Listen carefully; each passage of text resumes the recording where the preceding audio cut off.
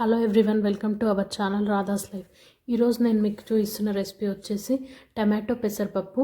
దీనికోసం ఒక కప్పు పెసరపప్పును తీసుకొని 4 కప్పుల వాటర్ వేసి 1/2 స్పూన్ పసుపు వేసి పొయ్యి మీద పెట్టుకోవాలి. అలాగే 2 టమాటాలని మంచిగా కట్ చేసుకొని ఆ టమాటా ముక్కల్ని కూడా ఈ పప్పు మిశ్రమంలో వేసి బాగా మీడియం ఫ్లేమ్లో మంచిగా ఉడకనివ్వాలి.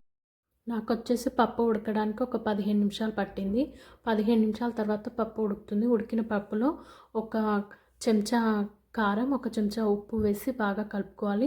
కారం ఉప్పు అనేది కూడా పప్పుకు బాగా పట్టి మళ్ళీ ఒక 5 నిమిషాలు ఉడకనిస్తే పప్పుకి కారం బాగా పడుతుంది. మధ్య మధ్యలో పప్పును కలుపుతూ ఉండాలి.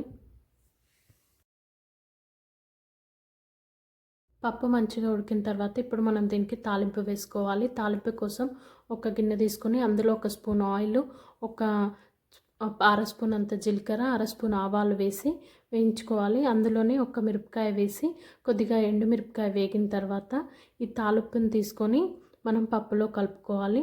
మొత్తం తాలింపు పప్పులో వేసి మంచిగా కలుపుకుంటే మన పప్పు అనేది రెడీ అవుతుంది. ఈ పప్పు అనేది ఎప్పుడన్నా హల్కీ ఫుల్కీగా తినాలనిపించినప్పుడు ఈ పెసరపప్పు చాలా బాగుంటుంది. మీకు కనుక ఈ వీడియో నచ్చినట్టయితే లైక్ చేయండి, షేర్ చేయండి, కామెంట్ చేయండి. అలాగే సబ్స్క్రైబ్ చేసుకోవడం మర్చిపోకండి. Thank you so much for watching our video.